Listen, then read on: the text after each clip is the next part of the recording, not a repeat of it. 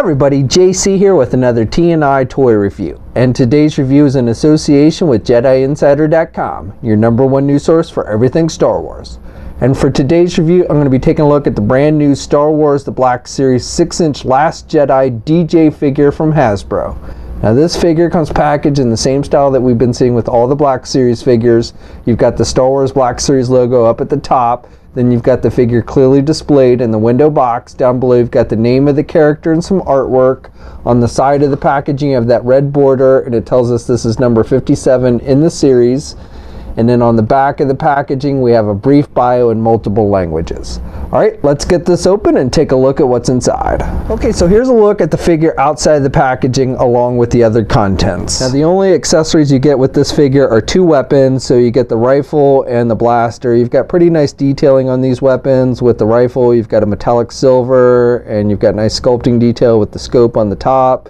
And you've got this little thing that sticks out on the side, and you've got black on the handle. And then with the pistol, again, you have pretty nice sculpting detail, and again you have that metallic silver with some black wash on it.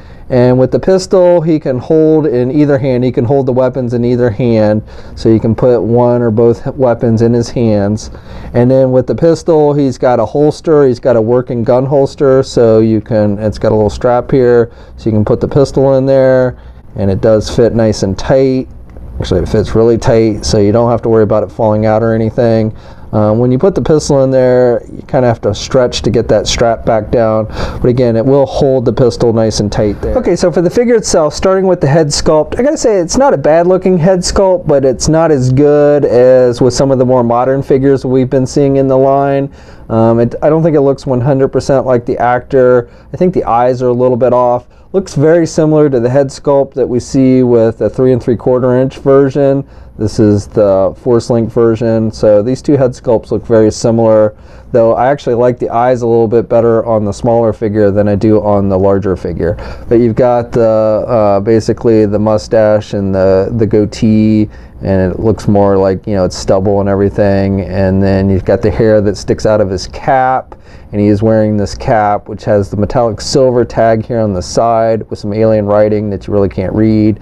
You got some wash effect on the cap, so it looks like it's an actual leather cap.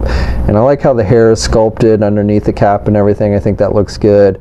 And he's wearing this jacket, and I like the look of the jacket. I think they've done a nice job with the jacket, with the paint applications. Looks like an actual leather jacket. It is made with that rubber material. Now the sleeves of the jacket are sculpted, so you can take off the main portion of the jacket, but you'd still have the sleeves on the figure when you take it off, so it would look kind of funny. But you've got this gold pattern around the collar here, which I think looks pretty good, and you got that on the back. And then again, I like this worn wash effect that they've given it, so it looks like he's wearing an actual leather jacket and all the wrinkles and everything. So definitely I think they've done a good job with that. He's got just a gray shirt underneath there, and then he's wearing a darker color, almost dark olive green pants, and then dark brown boots, and not a whole lot of detailing there. He's got the holster with the strap that comes across his leg, that attaches up here to the belt. So the holster is a separate piece. It's not like sculpted on the leg or anything, and it's again made with that rubber type material, and it's done with a light brown. You got metallic silver on the belt. So overall, I think they've done a pretty good job of capturing the character's likeness. Again, the head sculpt's not 100%, it's not horrible, but not as good as some of the more recent movie figures that Hasbro's been doing. So this figure stands just a little bit under 6 1/4 inches tall. And here's a comparison with the Force Awakens Finn figure, and then the Rose figure and BB-8. So for articulation, you can turn the head to the left and to the right, and he can look down pretty good, and he can look up pretty good as well. You get a little bit of pivot to the left and the right with the head on this one. Arms attached with your standard ball hinge joint there at the shoulder, so you can get the arm out that much. You've got good rotation there at the shoulder. Does not have a bicep swivel. Does have a rotation at the elbow. Only has a single hinged elbow, but can bend pretty good there. And then has rotation at the wrist. I think there are hinges on the hands, but you've got the coat that comes over the hand, up, you know, over the palm, so really you don't get a whole lot of up and down movement with the hand. He has a midsection joint, so you get rotation there at the midsection. You can pivot a little bit to the left and the right there, but really no crunch, and really can't look back very much there at the midsection. There's not a waist swivel with the legs. The coat gets in the way, but can do the splits about that much. can only get the leg forward that much and then can do the leg back about that much. The coat does prevent the back movement there. And then you've got a thigh swivel, you've got a double jointed knee, so good bending there at the knee, and then with the feet you've got up and down movement, and you do have ankle pivot and 2 peg holes on the bottom of the feet. So that's my review. So overall I would say this is a pretty decent figure. I do think the head sculpt could have been a little bit better, but overall it's not too bad.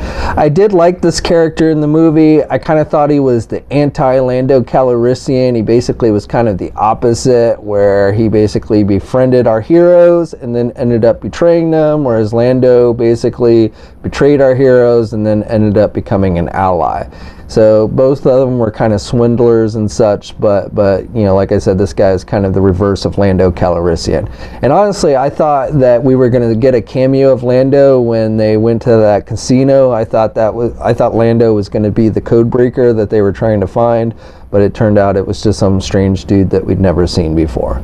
Anyway, this figure has started to hit shelves. We'll have a full image gallery up at JediInsider.com. There'll be a link in the video description below. Also, if you like the Space Walls featured in this video, be sure to check out gtptoys.com. They are the ones that make those, and they do have a selection that you can choose from, and they do make them for both your 6-inch and 3 3/4 inch scale figures.